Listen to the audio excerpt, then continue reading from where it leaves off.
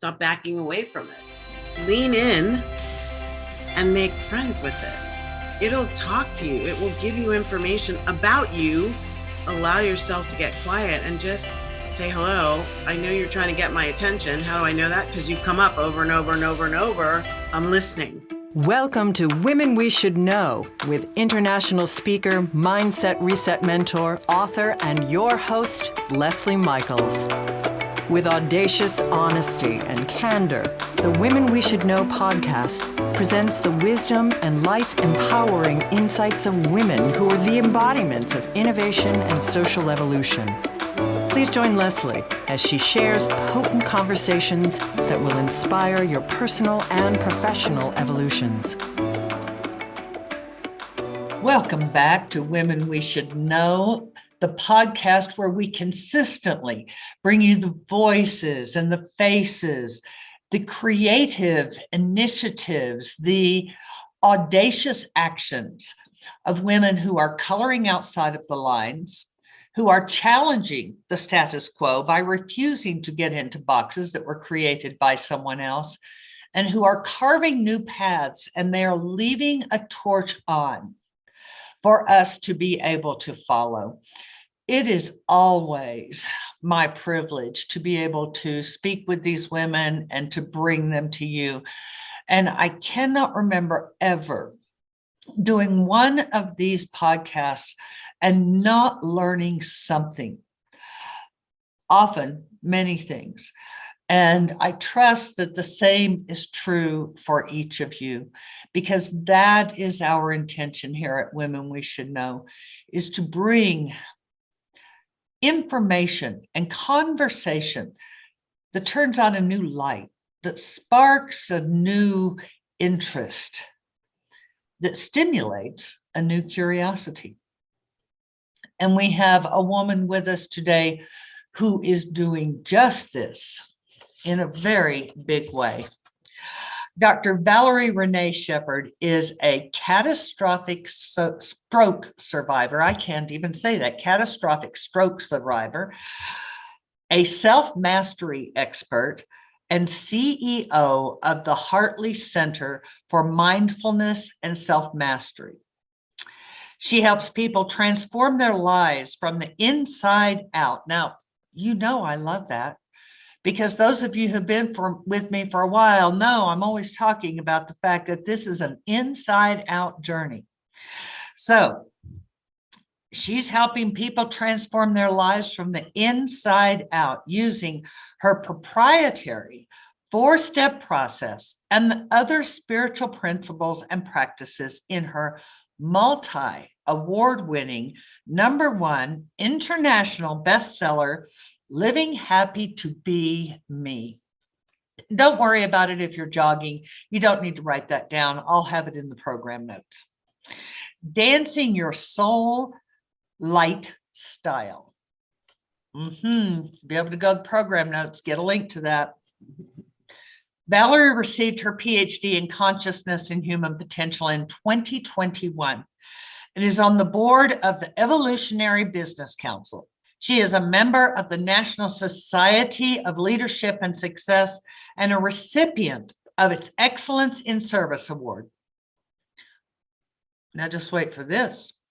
Other recognition includes the 2021 Barbara Max Hubbard Outstanding Evolutionary Leader Award. Who hasn't heard of Barbara Max Hubbard? And if you're as old as me, you've heard of her for a very long time. She is a leader, a great leader. Valerie also received the 2020 Platinum Membership Award. She is frequently a featured guest on podcasts like this one, radio and television shows, as an expert on leadership, fulfillment, and happiness. And she has led multiple Sunday services and facilitated multi-day workshops at Unity of Tustin in Tustin, California. Now, as all of you know, we've been talking for a while now, a little over a year, about the fact that we have to change the way we look at leadership, because women are inherently empathetic. Women are inherent bonders. So we have to bring our spirit to the experience as much as we bring our intelligence, our emotions, our skill set, and our training. And this is exactly what Valerie helps people to do. So without further ado, I am so pleased and honored to introduce you to Dr. Valerie Renee Shepherd. Hi, Valerie. How are you? I am fabulous, Lesley. Thank you so much for having me. And I just want to carry you everywhere I go so you can read my introduction before I enter the room. Great job. Thank you so much. You are so welcome. Well, I am sincerely enthusiastic about the women that I have the privilege and honor not only of having conversation with here in this podcast, but who I have the exceptional honor of being able to share your voices with all of the listeners who are tuning into this podcast, because you have so much to share. Now, before we get going, I have a little Lesley tradition. Okay. What is one thing that is not in your bio that you'd be willing to share with our listeners? Yeah, there's so much that's not in my bio, but one of the things that isn't in that bio that I really like, it's one of my favorite actual like things to do just for myself, also as a transformational tool, which is laughter yoga. I am a laughter yoga leader. And so I've been certified to lead sessions that combine laughing with some non-traditional forms of yoga. That doesn't include asanas. It's a combination of like improv and laughter, and the data on laughter yoga and what it can do for the healing elements in the body are fantastic. So that's one of my favorites. I have read some of the reports on the effects of laughter yoga, and I've also read a number of reports on the psychological, emotional healing capacity of improv. I would love to come and take a couple of your classes. That sounds like a great time. When I'm in California here in a couple months, I'm going to get a hold of you and see if we can't do that, see if we can't connect. That'd be fabulous. You know, I belong to one of the longest running, like contiguous laughter yoga classes in the world. Laughter yoga is practiced in the world, all over the world, thousands of groups. It started in Mumbai, India, like 20 years ago. But anyway, this group in Laguna Beach, California, has been going on, has been having a class every day, even in the rain, for years. I think it's like 11 years or 15 years. It's a really long time. And so I'll take you there and we'll laugh on the beach, my friend. Waves and the seagulls and the sun twinkling. It is magical. It is absolutely magical. Take me to a beach to do anything. There you go. To just sit there and count grains of sand, or to laugh and do yoga. I am all about the beach. Yes, ma'am. We are kindred spirits in that regard. It's my favorite place to kind of reconnect to the all that is. Yes, that experience of the water touching the land is powerful. Well, before we get off on a big talk about our favorite beaches, let's move into some of these amazing things that you are doing. Tell us how you are specifically impacting the lives of women in business or in society as a whole. I love working with women. There's such receptivity, and women are so responsible for so many different communities, from to teaching. I mean, they're just in such ways important in our whatever ecosystem we are in. Well, the world would collapse without women. Here. Mhm. I think a lot of the world has forgotten that, or maybe a lot of the world refuses to believe that, but not believing something and not recognizing it doesn't make it untrue. Yes. I Haha. think a lot of the world has recognized it and have become afraid of it. So now we find ourselves in different circumstances with different battles. Yes, I agree with you in a certain way. I tend to believe that a lot of the world has been afraid of women's power since the dawn of time. And so it just gets manifest in and expressed in different ways throughout the history of time.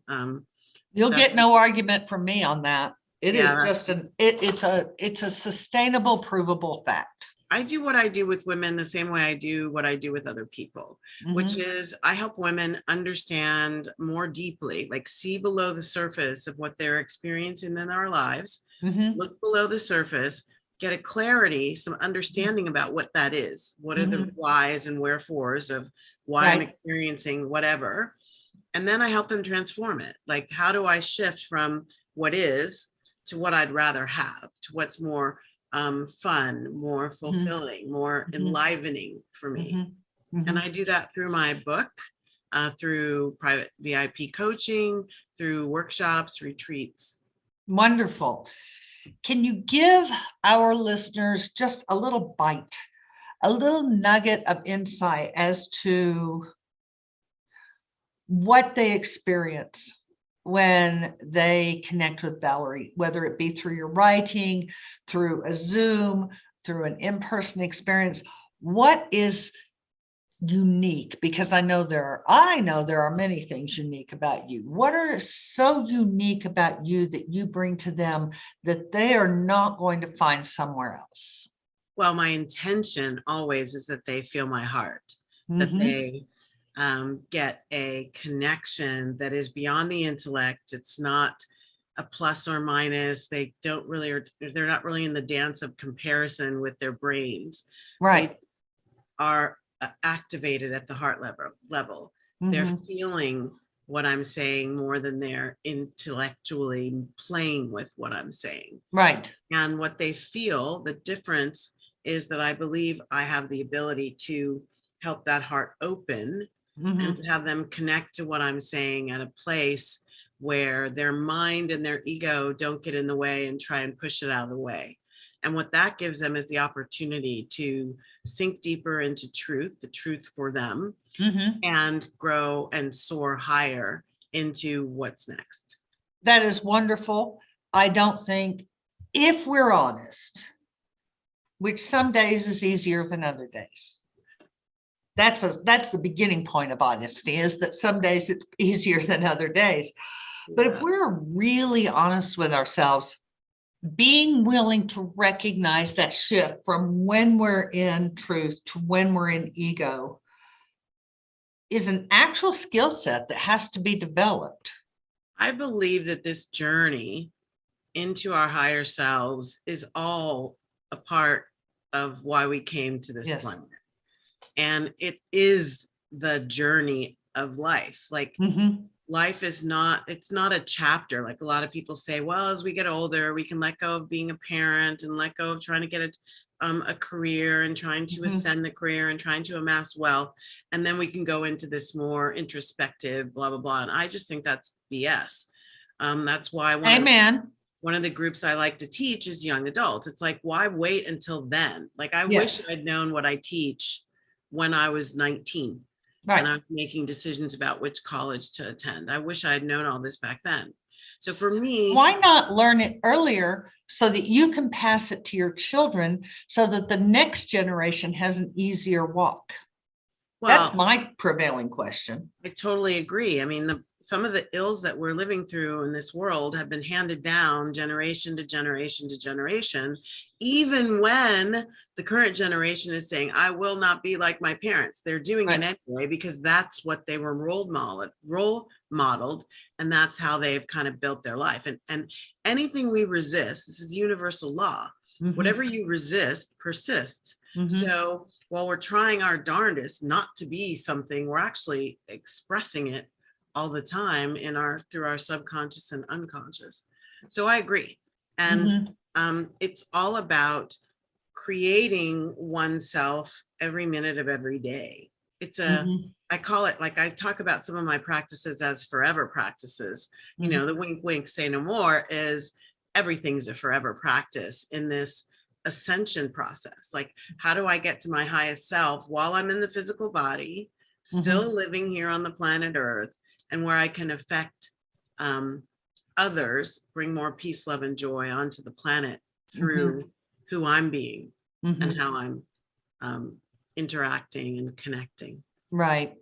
Now, something I know you know how to speak to that is a prevailing question that comes up anytime the conversation goes in this direction on the podcast.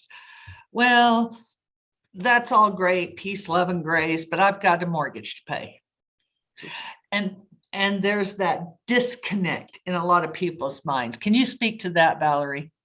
Sure. The dynamics that we think are the drivers of our lives, that we hold so important, that's just conditioning. Right. That's a pattern of thinking that was instilled in us long ago. It started when we were tiny tots and we watched the parents make choices in their lives relative to those things. So we may have overheard heated conversations between the male parent and the female parent about paying bills. And so the child takes away something from that and actually creates an interpretation around that. Even if they may not understand the words, they can understand something's going on. And it happens like that throughout time. And we grow up, nobody sits us down and necessarily teaches us these things. We grow up learning them. We see what's most important. We see where money flows. We see where energy and attention flows. We see where anxiety flows. We see how rest is treated in the household. We see how self-care is treated in the household. We understand how play is relegated to after you do your homework. If there's time. Right. And so we understand, we are taught these things. And so the fact that we express them as adults is not surprising. Right. Now, so that's number one. It's not surprising to me that you're stressed, anxious, and overwhelmed by the belief system you have that relegates work and some of these I have to higher than some of the wonderful things that life also has to offer. So the thing is, how do you unhook from that? The divine promise is that you have everything you need. It's a matter of activating it. How do you activate? So when you mention living from the inside out, that's a belief system that says your answers, your capability, your delight, your fun, all those frequencies are inside of you waiting to be expressed. And what I have found, you know, one of the things that I've made a hallmark of what I do, this sort of answers your previous question too. There's nothing that I teach and suggest that people do that I haven't already tested on myself. After I tested it and proved it on myself, I started testing it on people and clients and students. But one of the things that I've learned is to say, oh, here's some more kind of garbage, what I call emotional junk in my trunk, that's getting in the way of my, I like that.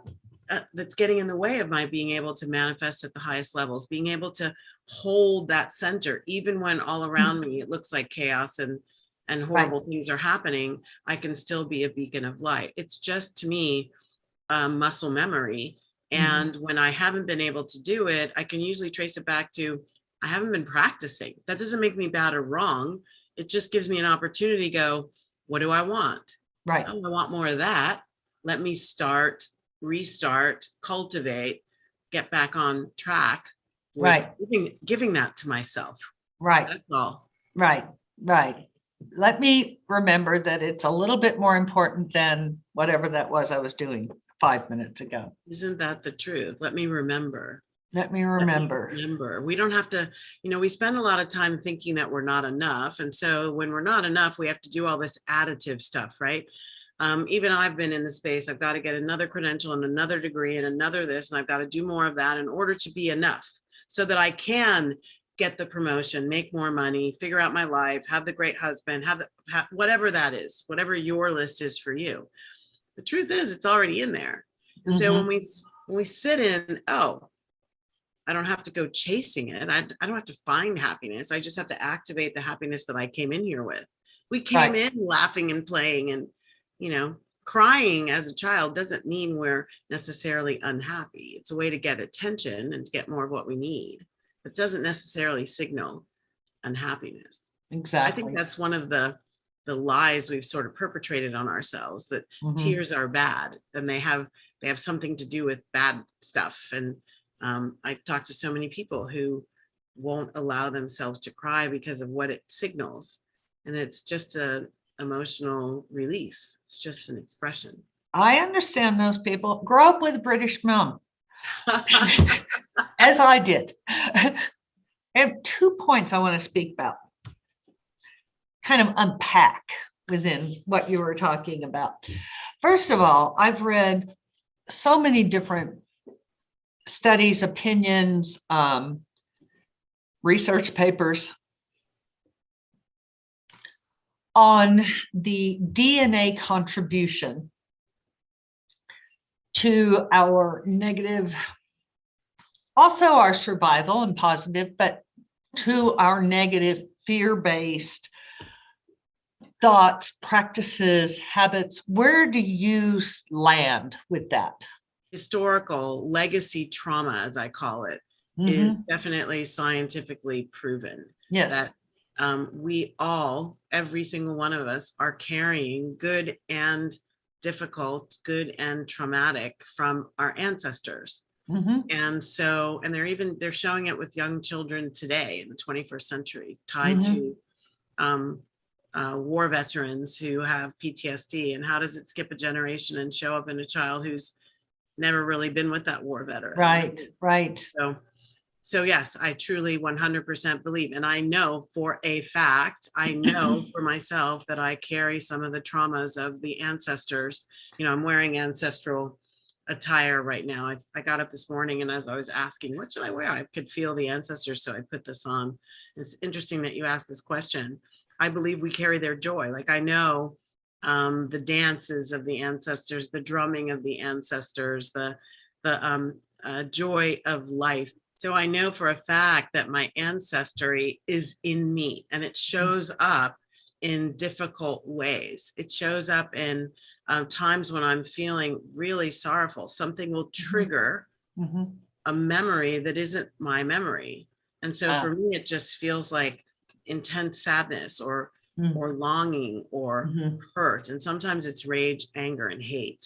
That's a little bit harder for me to process. But I know that, I have a saying, your healing changes the world. And I truly believe that. Every time I allow myself to connect with what's, the iceberg below the surface and heal it and release it. And I do forgiveness work, I do breath work, I do prayer and meditation. When I find these little, I call them pockets of pain, when I find these little things that I'm like, it usually comes over me like a giant wave. It just feels like I can feel it in my stomach. And I'm like, oh, hold on, something's coming.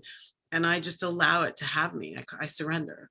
I allow it to have me, because I know what it's trying to do is get expressed when it wasn't allowed to be expressed before. And then in the expression, it's just like energy, law of energy dynamics, right? When you resist energy, it builds up and persists. When you allow it to flow, it releases. So when I allow those energies to flow, I release them. In a collective consciousness, that's how I deal with it in my system. And that's where I feel like in my private system, I'm getting a lot more freedom and a lot more flow. I believe in collective consciousness, however, we have a lot of stuck ancestral energy that is wanting to be transmuted. And people who are carrying the energy are refusing to do that dance. They're either ignorant to the fact that what you're expressing is dark and hurtful and mean and not of love, and it may not be yours, even though you can't tell the difference between you and that ancestral energy. What you're expressing is actually not supporting the spiraling up of the planet. And I think the planet wants that. I think society is ready, and we each individually have a responsibility, because we feed into collective consciousness. And so I'm a change agent, and I remember my job really isn't to change other people. Right. It's to change myself, and then use that change in myself as a beacon, as an example. I really want to highlight that point because it is crucial. I agree with you totally. Being a change agent and a meaning maker myself, what is so important, and I hear people all the time, of course, mostly women, since that's who I work with predominantly, talk about their mission and why they're here and their purpose, and it has a lot of baggage attached to it. But I believe we actually are all change makers and change agents and meaning makers inside of ourselves. We have to get the baggage off so that we can find it. Hallelujah. Amen. Like getting the baggage off, what you just said, I call it get rid of the emotional junk in your trunk. Getting that baggage off, like honestly, the only way you're really expressing authenticity is when you're outside of those wounds, whether they're epigenetic wounds that you're completely unaware of, or whether they're the wounds in your life. But you've got to get those off. Then you're able to be authentic. Right. And I know I have my ideas about this. What do you think in terms of getting it off? I don't think we have to go in like archaeologists doing great excavations within ourselves. That all we have to do is become aware of how we feel in one moment or the next and make choices of how we respond within that. What is your perception on that? Yes, I agree with you. And I, to a point, I have a kind of both and equation. Good. I do believe in an archaeology of the self. And I employ it in specific situations. In light situations and situations where I'm having no trouble shifting, right, where I can feel the energy and I can say, this isn't what I want. I'm going to shift to a higher vibration, and I have no trouble doing it. Absolutely. Just make a decision and move. Make a decision and move. It's choice point. It's kind of what I call the so what, now what moment. Okay, so I'm having this experience. I don't need to trace it back to where it came from, a seminal moment. I can just make a new decision right now and go. I totally agree with that.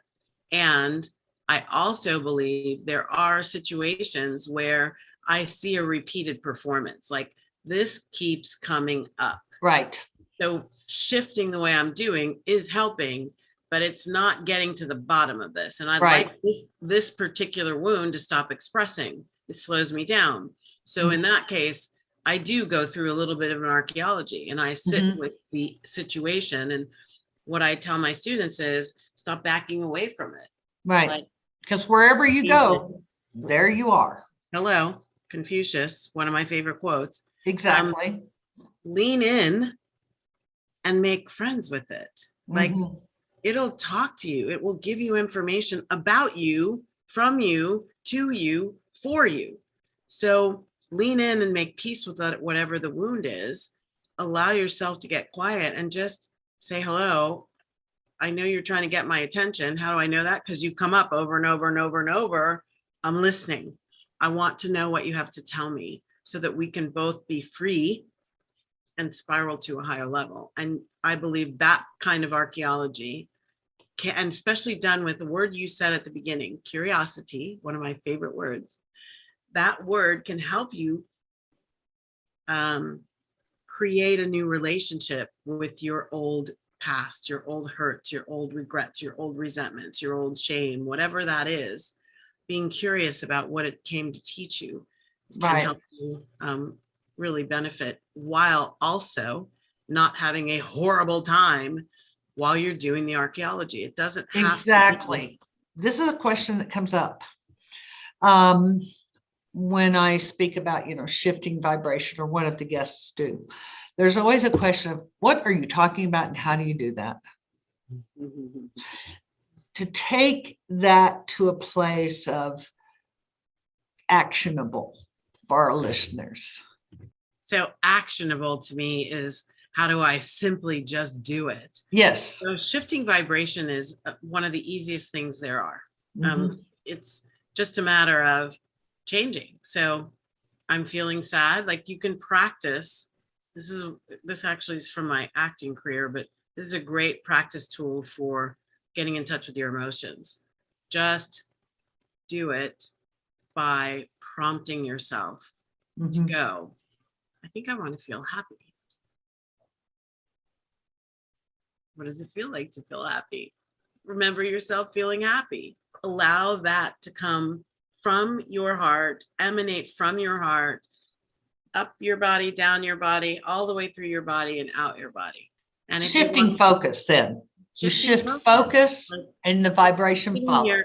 But it takes more than just shifting focus, because you have to know what you're focused on.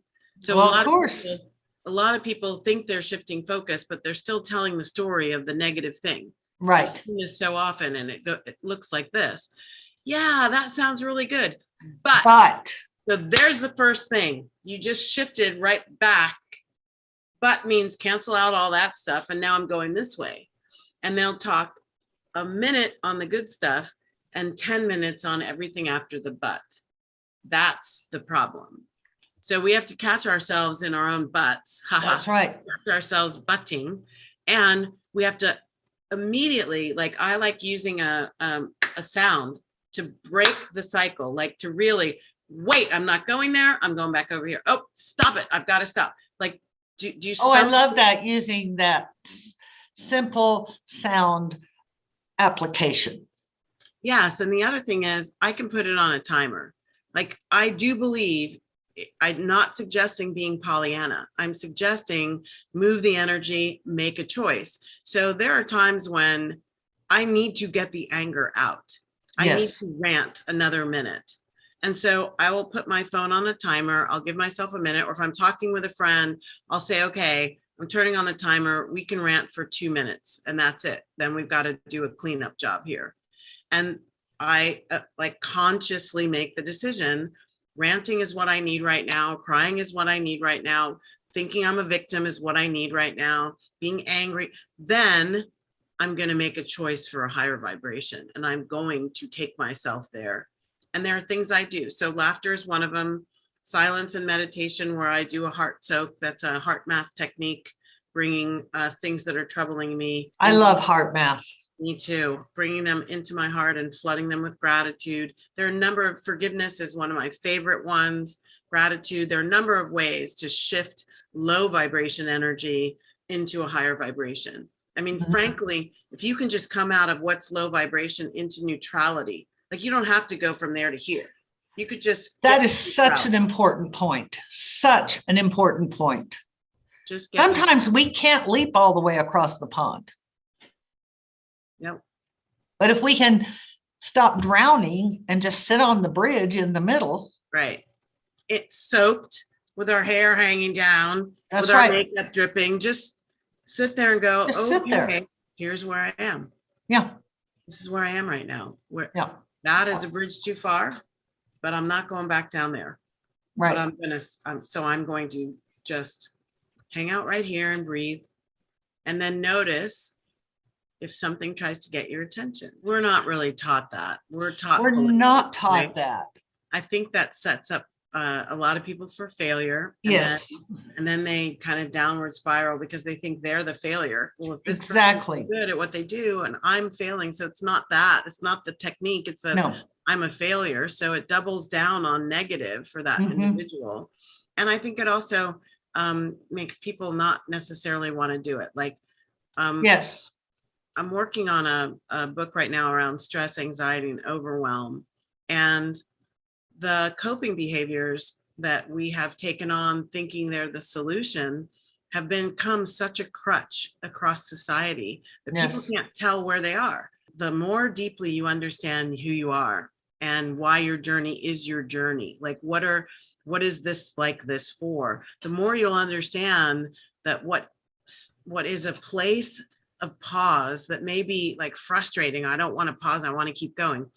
But the deeper you go into understanding yourself and your life, the more you'll notice that what you're calling a place of pause is a destination. It's like Right. you're at a point in your life where, oh, this is where I get to do A, B, C, and D. And I it's get no to stop longer and about, enjoy this place. right. And it's no longer about Z. It's about here, I'm on Right. A, B, C, and D. And this Right. is cool. And then you'll get a feeling and you'll say, okay, I think I'm done with those. I think Right. I'll do D, E, and F now. And if we could live our lives that way, we can get to the place where we can notice. And I'm still on this journey. Like I'm really coming We clear all are. on my impatience and Mm. my, people say life is a journey, and I've said that 1,000 times. And I'm really getting clear on, I don't believe that crap. I don't want the journey. I want the destination. Yes. And how I've been reprogramming myself to like stop trying to fly through my life to get somewhere and be where I am right now and see what my life has to offer where I am. And what I've noticed is my happiness has gone way up. Yeah. My feeling of being behind in my life has gone way down. My idea, You are the first person I have ever heard say those words about that feeling of being behind in my life. I have lived feeling like I was running behind my life. Yep. I really appreciate you mentioning that, because I know we're not the only two. I just We're don't think not. people speak Especially- about these things, well- and they're important to language and name. Yeah. And I think it helps us get rid of this idea that life is this linear journey and Yes. it's a spiral. And, I think it was Rumi who said, straying marks the path. So the little detours that we take are just creating the path. Yes. And we don't need to think of them. Like people said to me after the stroke, you'll get back on track. You'll get your life back. Don't worry, you'll get your life back. I mean, I was learning to walk again. Like you'll get your life back. And I remember sitting in that for a couple of minutes going, I'm in my life. Like I'm in my life without being able to walk, like with trying to learn how to live my life as this post-stroke being, with my ability status being shattered, with all of that stuff. I'm like, no, actually, I'm in my life. And like, where am I right now? Where am I creating happiness right now? How am I laughing at this? How am I loving my body, even though it's nothing like the body that I want it to be or the body it used to be? Like all of that stuff. And letting go of that, I've got to get somewhere. I'll get my life back. Like letting that go is really, really powerful and beautiful. Absolutely. As we're running up on time, I want to go back to one thing because it was so important. And that was when you spoke about people living in their coping mechanisms. Can you give our listeners 2 or 3 tips for noticing when they are in fact resting in their coping mechanism and mistaking it for an expression of life? Okay, so I'll use one example from my life is pain. So a lot of people are afraid to acknowledge that and I'm not talking about emotional pain. Well, I could talk about both emotional pain or physical pain. So when we have those things and the coping behavior is, I'll self-medicate. So when you notice that you're self-medicating, and self-medicating is happening on a pretty routine and frequent basis, and the situation's not changing, that's a place where I have to ask myself, so what am I doing about it? Because it's not working and I'm not doing anything about it not working. So I must be okay with just living in the coping behaviors. So that's the first thing. Notice the routinization and the frequency of the things you do to get by, as opposed to get superiority over. And self-medicating is not just opioids. No, I mean, it's sex, other drugs, it's alcohol. For me, it might be food. It might be also ignoring important things and just being too tired. There are a number of ways that we kind of distract ourselves. So coping behaviors are often, you can find them in your life when you see yourself turning away from something that needs your attention and you're distracting yourself with something over and over and over again, whenever that thing shows up, that's a coping behavior. And then that thing is still there. Like some people just avoid. If I don't see it, it doesn't see me. And that's not true with a lot of things in our lives. And so noticing that is really important. So I want to talk to women, especially about this one. My mother was a battered wife. And domestic violence is a place where women are often in their coping mechanisms and not really noticing that they've turned away from serving themselves. They've turned away from self-love and self-care, self-awareness, and they've created a way to cope with that anger or that meanness that keeps the peace, but it doesn't change that anger or that meanness. Right. And so when you're coping, the situation that you're trying to cope with isn't changing. So that's one of the ways that you know. So number one is I've created some kind of crutch and I'm constantly using it. The situation isn't changing. And then the other way you know is just look at the situation. If I'm doing all this stuff and the situation's not changing, why am I doing this stuff?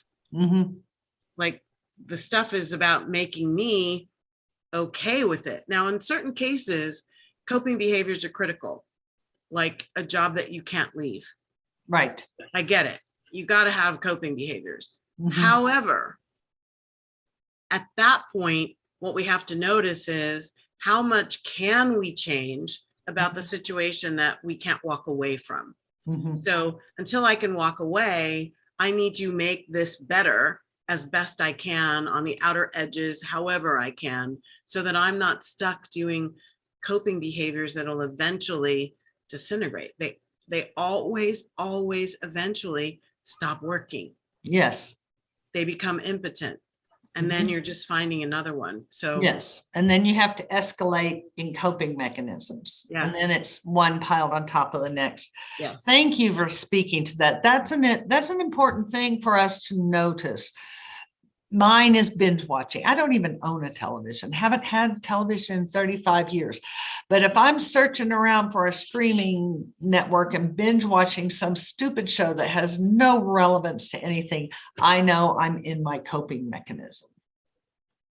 It's good to know. It's really important. I mean, I would love to agree with you, but coping behaviors are not things I leverage too often anymore. I'm really about, if I have to remove myself from a situation, I just do it. That's you know, I have that freedom. I created that in my life on purpose. So but I tell you why I do binge watching silly, frivolous shows, because it's a part of my freedom and happiness equation. And I actually love it. So I keep that in as a part of my get more fun and joy into your life.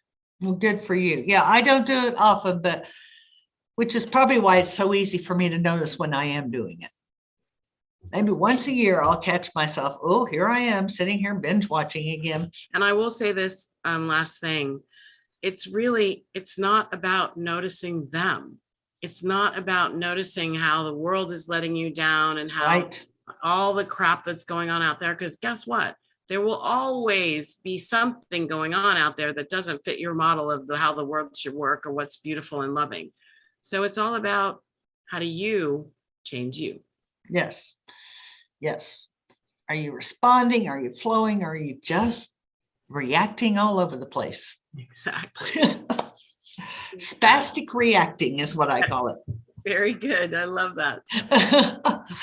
Thank you, Valerie, so much for being with us today. I appreciate everything you shared. Now, women, as I said at the beginning, I'm going to put Valerie's contact information. I'm going to put links to her books, links to her social media, everything she'll let me make public. I'm going to put it out there and make it public because I'm just that kind of woman. Yes. And so go to the program notes, like and subscribe, like this episode, subscribe to this episode. And here's another thing. Who do you know? Who do you know who would truly benefit from any 1, 2, or 6 things that Valerie was sharing today? Well, share this episode with them. They'll either watch it or they won't. but you will have taken a step toward being in service to another woman. And that is what we're all about here, is being in service to each other. Yes. So yes, yes, yes, yes, yes. yes, yes, yes. I am sure each of you got wonderful nuggets that you'll carry forward, stick in your pockets, and pull out later to roll around to see, what does that mean to me? What does that mean to me? What does that tell me? What does that provoke me to ask myself? And so do that, enjoy that, and share that opportunity. Thank you again for tuning in to Women We Should Know. Thank you, Valerie, for being with us. And as you go forward with your day, remember, you are stronger and wiser than you know. Thanks for tuning in, everyone. We hope you received inspiration for expanding your own social innovation and influence. Help us inspire others by sharing this episode and leaving your comments over at lesliemichaels.com/podcast. For more tips, insights, and support in creating a fully audacious, professional, and personal lifestyle you love, visit our Women We Should Know community on Facebook.